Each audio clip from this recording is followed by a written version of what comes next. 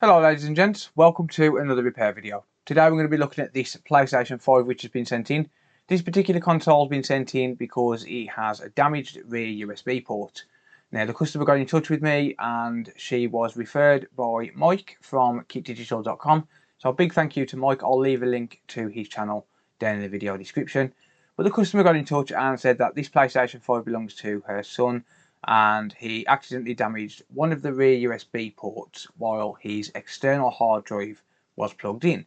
So I told her to send it over, I gave her a quote and I said I'd see what I can do. Now luckily for me, I do have donor boards for the PlayStation 5 available. Not many people are going to have donor boards, so for this particular repair you may need to find a suitable USB port that fits. All USB 3 ports follow the same standard, but the shape and size might be a little bit different. So if I can find some information on where we can actually buy these from, I'll leave it down in the comments down below. But otherwise you may have to do some digging and you might end up buying a couple of ports which don't fit. Or you might get one that's not a perfect fit but just about fits inside the console. But that being said, let's take a look at this console and let's see what we can do about fixing it, shall we? So the reason I've got the front facing camera on is because these consoles are an absolute mammoth, and you know they are absolutely huge. It's a little bit difficult for me to be able to get this in view while it's on the overhead camera. I will switch to the overhead camera in a minute so you don't have to look at this ugly mush, but for now let's just take a look at this sorry soul. And as you can clearly see there, we have some very visible damage on that USB port. So we're going to take it apart. We're going to see what we can do about getting it working. Alright, so let's get the rest of the console out of the way and we'll just pop the board down.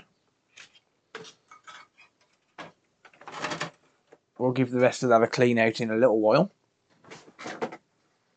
Alright, so what we need to do then is we need to remove this faulty USB port, or this damaged USB port, which is this one just here. So what I'm going to do is I'm going to hang the motherboard over the side of the bench and I'll pop it under the microscope and we'll use hot air to remove this port. Alright, so I've got the board flipped around then, so what I'm going to do is I'm going to use some low melt solder and I'm going to apply some solder to the port itself to get it removed a little bit easier, because these boards are very thick and low melt solder is definitely going to assist me in this scenario. So I'm going to apply a bunch of low melt solder.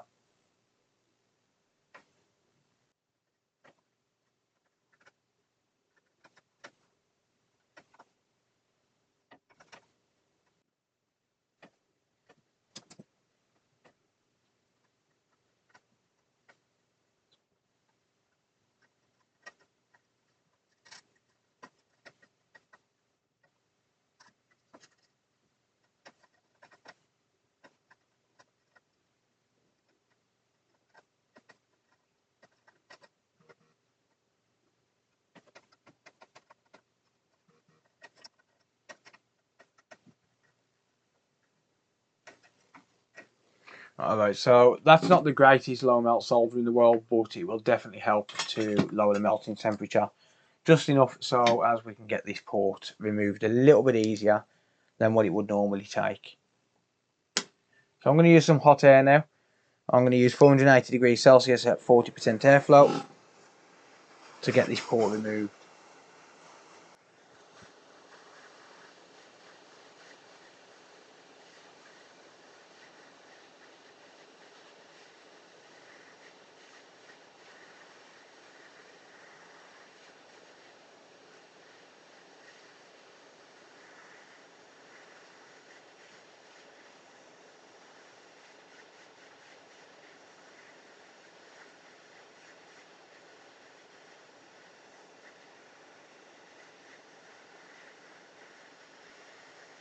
Starting to wiggle free.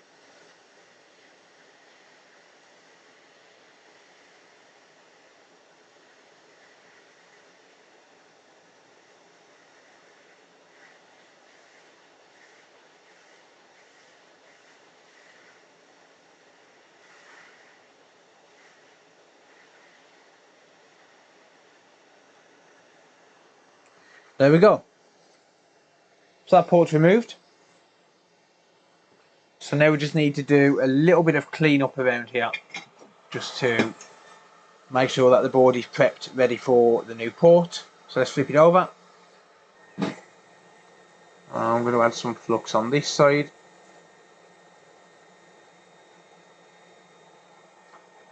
And then I'm going to apply some more low melt solder to all of these pads here. So these are through hole USB ports, so that makes it a little bit easier to work with them, as long as we can clear the ground holes out, or rather as long as we can clear the holes out properly. I tend to find 90% of USB ports will be through hole ports, so it's not too bad. Probably the easiest thing to actually learn on, and most people with a soldering iron should be able to do this repair, or rather a soldering iron and a hot air gun.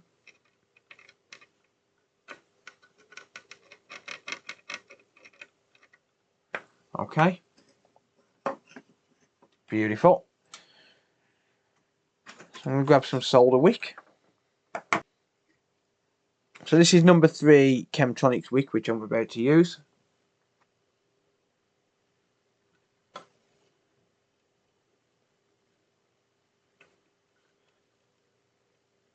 And let's see just how easy it is to clear these out.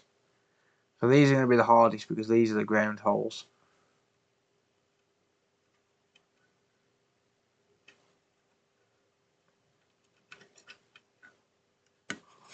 Not very easy. So what we're going to do to give us a little bit of assistance here, just give us a little bit of a leg up, I'm going to use some hot air with it.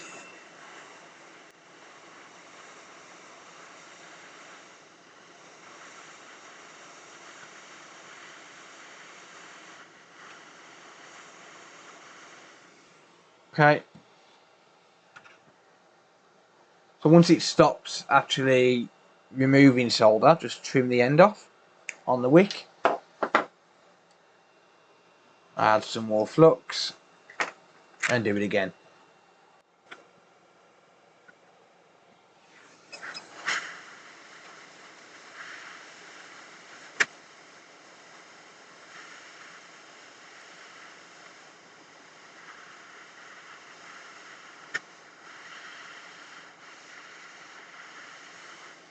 And it doesn't seem to want to actually clear them properly, so a little bit more of a pain in the backside to work with, I guess. So I'll use a solder sucker instead. So I'll use some hot air with a solder sucker, and that should clear out the holes nicely.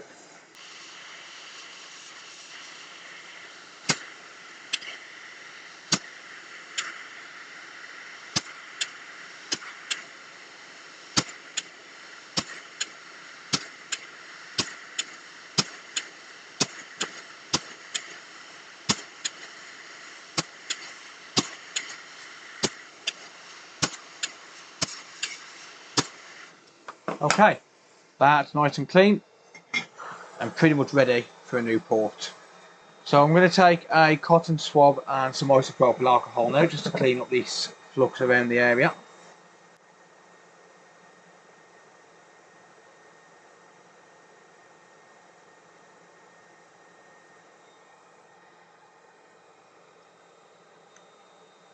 And there we go. Okay, so the next thing I need is going to be a USB port. So I've got myself a donor board here. This is a PS5 EDM010, same board, except the fact that this one is digital and this one is not. And I'm going to need a USB port off here. These USB ports on here are in mint condition. So I'm going to do the same thing with this one. I'm going to remove the port using some low melt solder, just so I can try and salvage a port from this without damaging the port itself. Alright, so I'll grab this port just here. So again, same as the way I did it before, I'm going to put some low melt solder on here just so I can at least try and get this off safely.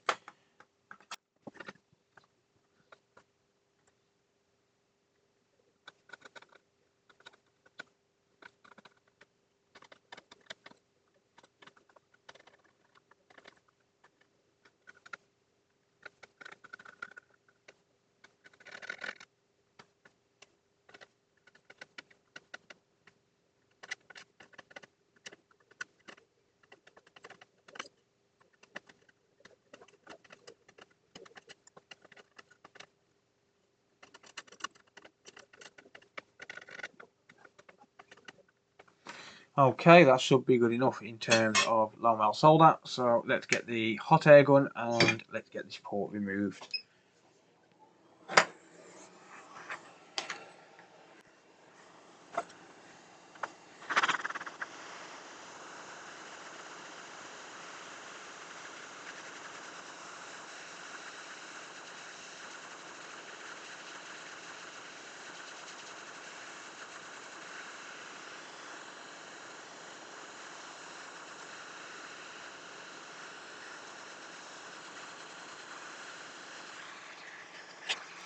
Right, let's make life a little bit easier and clean out some holes here. These are pretty tight on these boards.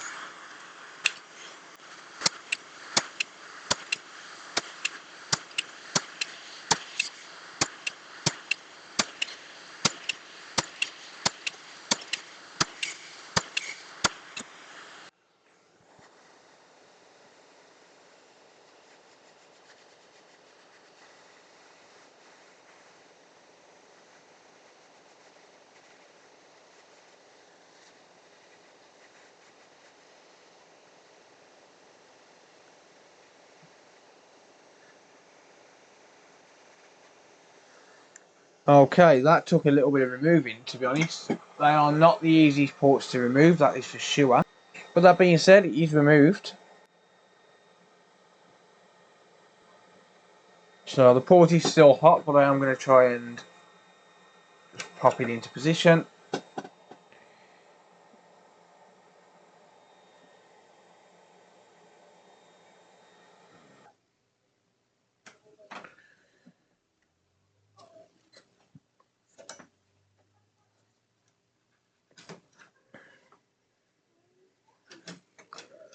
Okay, so I'm going to heat this up a little bit just to get it into the right place. And I'm going to grab my tweezers.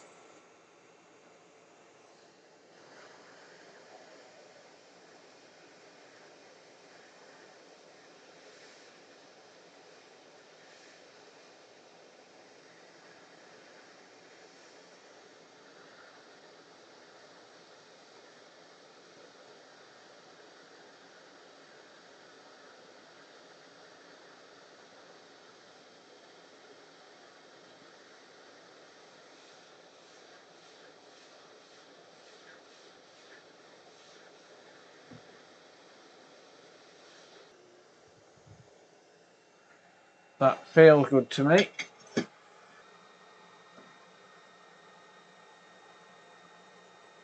So I'll just add some flux. So the reason that I added a little bit of heat there was because the port itself, because it's a salvaged port, it's got a little bit of solder on the ground legs. So rather than having to sit there and individually wick away all of those legs, it's easier just to add a little bit more heat. So I'm going to add some fresh leaded solder now.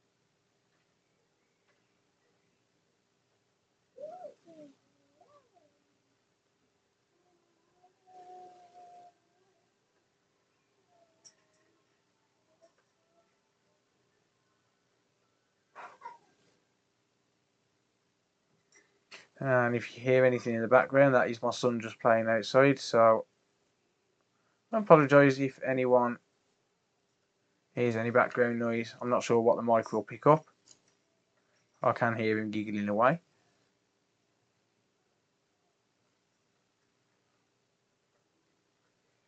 Okay.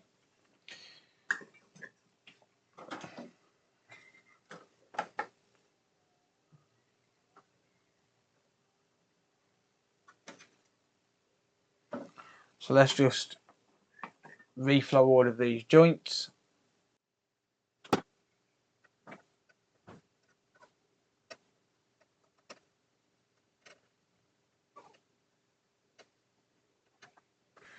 little bit too much solder on the ground legs.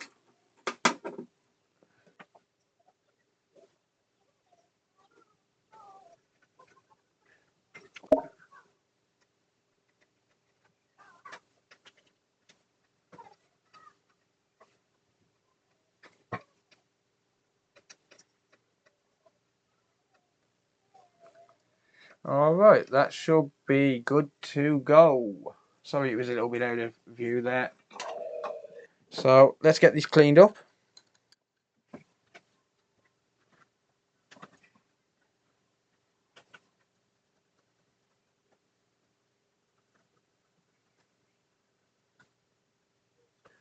So I'm just using isopropyl alcohol with a cotton swab just to clean off the excess flux.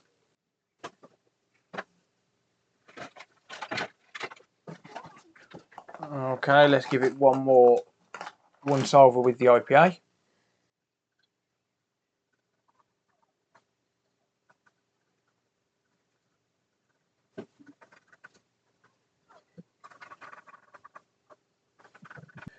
I'm not quite happy with a couple of those joints.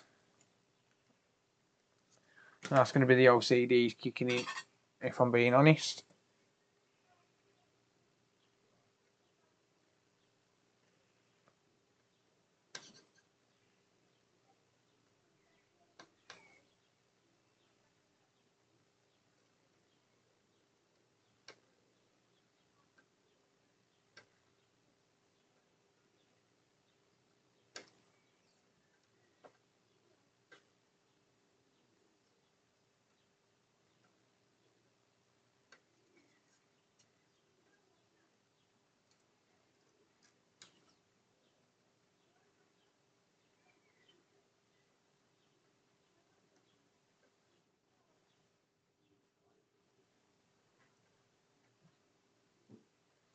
Now I'm happy. Alright, let's give this a good scrub now. So I'm going to use a toothbrush with the isopropyl alcohol this time.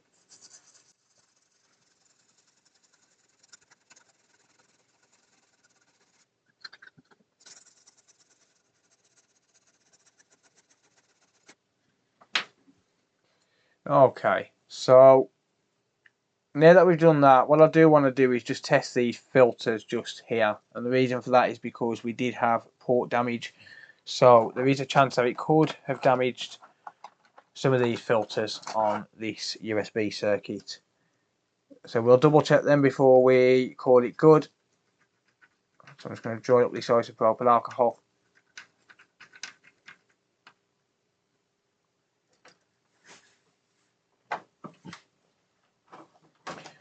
And I'm going to grab the multimeter and I'm going to pop it into continuity mode, also known as beep mode. What I'm going to do is I'm just going to test for continuity from top to bottom on these filters. And I'm going to test from left to right and make sure there's no bridge left to right and that there is a bridge top to bottom. I'll just get that fully in view for you.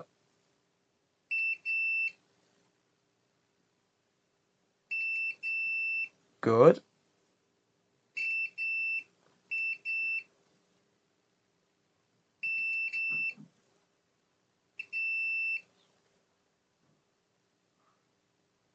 And let's just make sure there's no shorts to ground.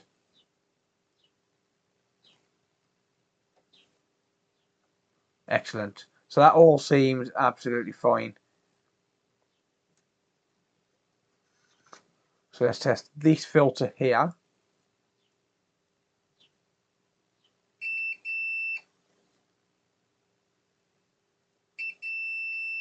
Good. And I believe that is going to be it in terms of testing. So let's get this back together and see if it works. Alright, so next what we want to do is we just want to basically reapply some liquid metal to this. So I'm going to lift up the existing liquid metal here.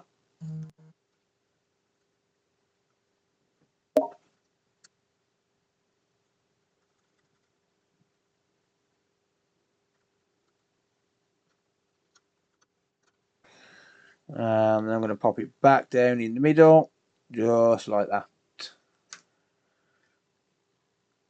So the good thing about the liquid metal is you should be able to reuse it. Spread that out in the middle.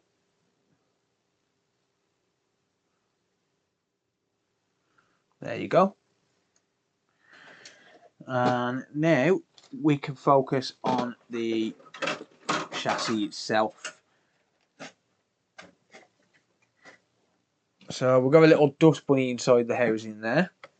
But what I'm going to do is I'm going to grab a paintbrush and I'm just going to clean around here. And just like that, there's no dust inside. Or at least not blocked up. Maybe a little bits of residue, but that's about it. Alright, so again the same as with the APU itself. I'm just going to make sure that there's no excess there. Alright, so again with the like with the APU itself, I want to do the same thing with this bit here. I just want to clear all of this up.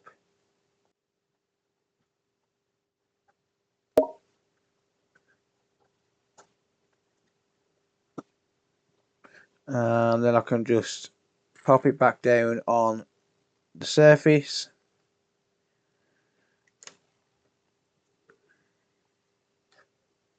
And spread it around the middle. There we go. And that saves us having to put fresh liquid metal on. So let's flip it around and drop it back in to the housing. And hopefully it's going to be a nice fit with the new port.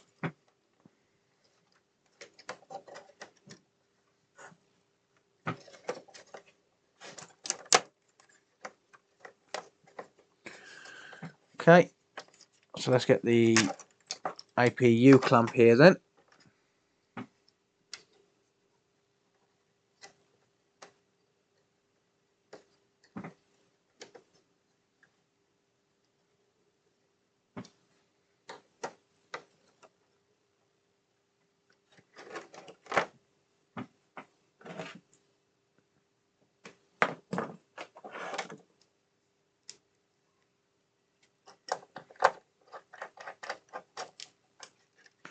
So I'm going to put some even pressure on this now.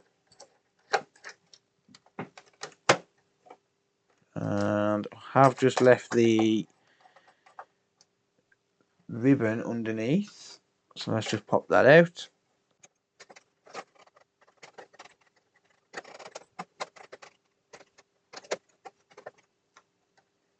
Just make sure we press that metal clip when we put that in, just to make sure we don't damage that.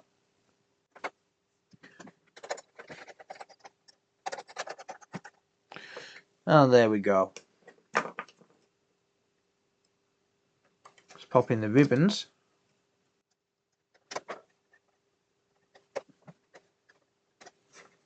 Just like that. And what I'm going to do is I'm going to put this back together just about enough to test it. I'm not going to put all of these screws back in because that would be absolutely ridiculous. And I wish my phone would stop going off, to be honest. But I'm not going to put all of the screws back in because that would be absolutely ridiculous. So what I am going to do is I'm just going to pop the top plate on, pop the plastics on and the fan so as I can test it. And if it all works, if the front USBs work, if the rear USBs work, then I will basically put it all back together. So I'm basically just going to put it back together enough to test, and that's pretty much it.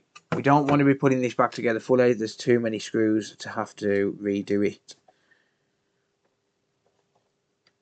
if something don't work for whatever reason.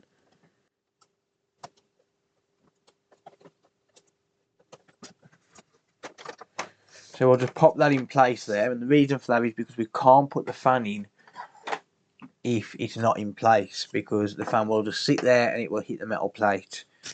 So I'm just brushing the fan down just to get rid of the dust from that. The other reason I do this is because it keeps the videos nice and short to a manageable level, or rather to a manageable time. So I will give this a full clean a little later on, but for now I just want to give it a test and make sure it works as intended. Alright, so I'm going to keep it this way because we haven't got the screws in. It's not going to hurt it, the fact that there's no screws in there, but I just don't want to risk dropping anything and causing any further damage. So if we just take a look at this here, that is indeed a mint condition fit, and I am more than happy with how that turned out, or at least in terms of reinstalling a new port. So let's pop that in there, and a power cable, and I'm going to grab my PlayStation 5 test controller. So there's my own PS5 controller, I know that works. So let's turn it on. We have a blue light, no magic smoke, always good news I guess. We have a white light. Alright, so I'm going to grab a USB cable, and I can't actually remember which port I changed, so I'm going to try them both.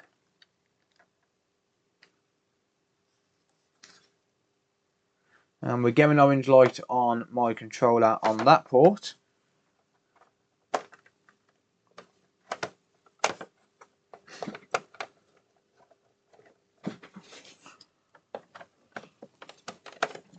Second port, and we get an orange light. That is absolutely fantastic. Both ports are working. Okay, so let's just turn on the controller, and there we go. So I'm going to set that to notify after 24 hours, and there we go, that is working. So this controller is now synced to the console. And the final thing that I'm going to do is I'm going to test the customer's hard drive in both ports and make sure that it works absolutely fine as intended. So the customer did supply the hard drive for testing, because if there is an issue with the cable, then I can replace the cable for them. So let's just pop that into the other port here. Let's see what comes up. I can feel the hard drive spinning. Try disconnecting it. Okay, so this could be faulty. Let's try it in the other port.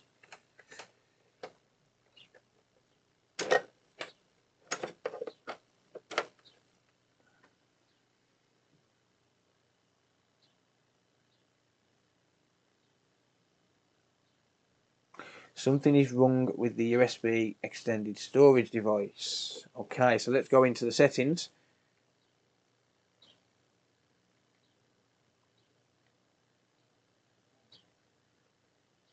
And let's just make this smaller.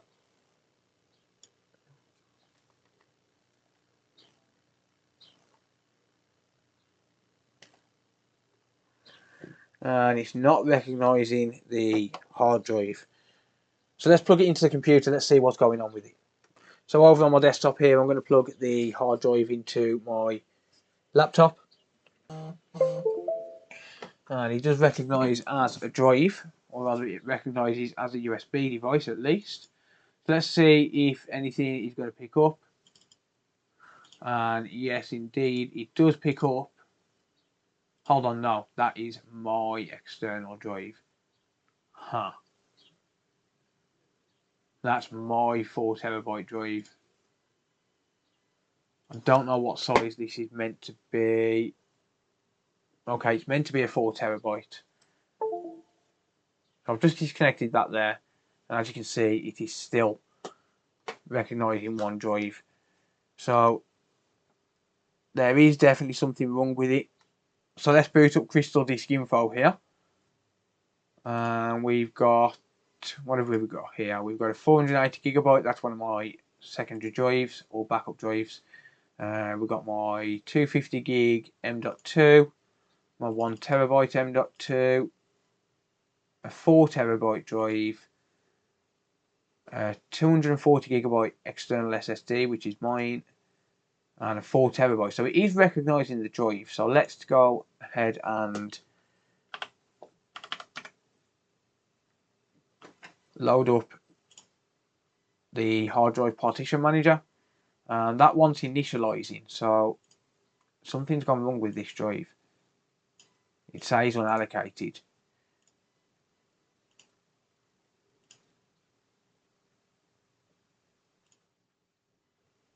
Okay, I'm going to get permission before I do this. So I'm going to call the customer and I'll resume the video once I've spoken to them. Actually, one more thing before I do actually phone the customer, I'm going to confirm that this USB is actually working. So I'm going to plug in my own external hard drive here. So I have here a 4TB drive from Seagate. This is my own drive. There's nothing on it, so I can format it. That's not a big deal. So plug that in there. Let's see what comes up.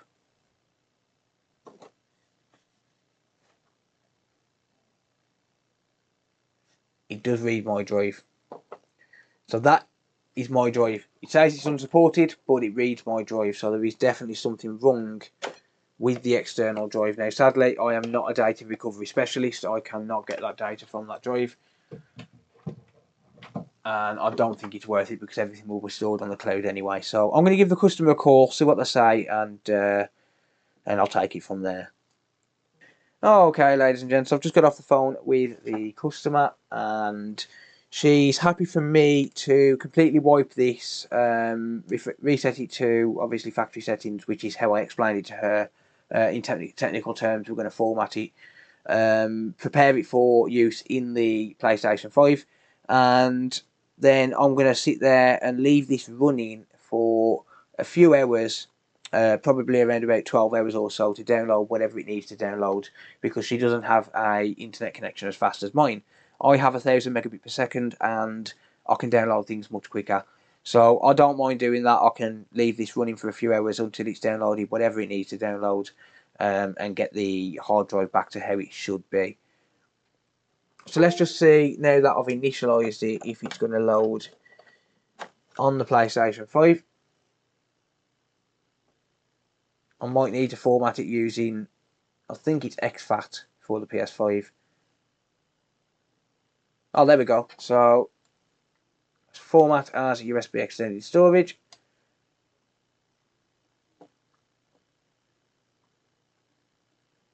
Did that format?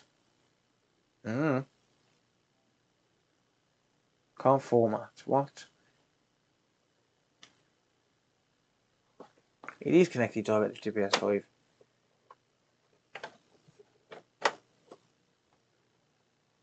I'm just trying it in both ports, by the way. Come on. Load. Ha! That wasn't even edited. Okay, it's not supported. So let's just switch to the desktop. And I'm going to plug this in.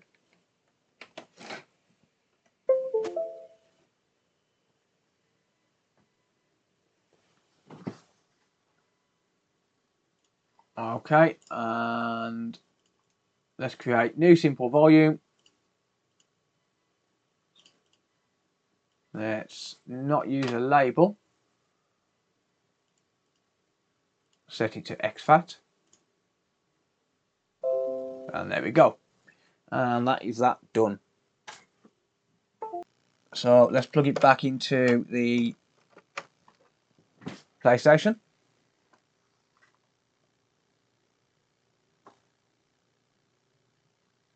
And this should accept the file system now. There we go, excellent. That is working absolutely fine. So I don't think that's going to format for me. It's already formatted though, and we don't get that file system unsupported no more. So I think what this needs to do now is just try and re-download everything. So I'm going to do that for her off video. I'll try and get as much things as I can downloaded. I mean, she said it was taking weeks to download one game, so perfectly understandable, and I absolutely don't mind doing it to help the customer out.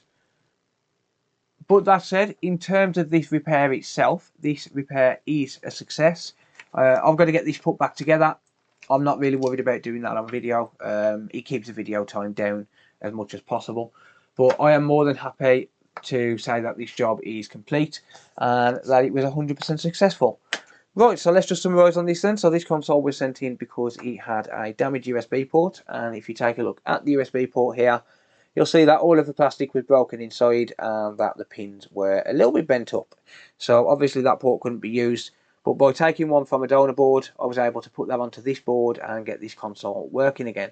And by the sound of the lady on the phone call, she was super happy. So I'm happy with the end results as well. But that's going to be for this video, guys. Thank you very much for watching. If you do have any comments or questions, leave them down in the comment section down below. I will always do my best to answer. I do read every comment, but I don't always get a chance to answer them, depending on what I'm doing. If you are new to the channel and you like what you see, be sure to hit the subscribe button and turn on bell notifications so that you're notified every time I upload. And be sure to give the video a thumbs up while you're at it. If you do want to organise your own repair, you can do so by getting in touch using the email address in the video description. Or if you want to support the channel, you can do so by becoming a Patreon supporter. The link will be in the video description to that. Or you can become a channel member by using the join button down below. All channel members and Patreon supporters get early access to these videos. But that's going to be for this video. Thank you very much for watching. Until next time, I'll see you later. Bye for now.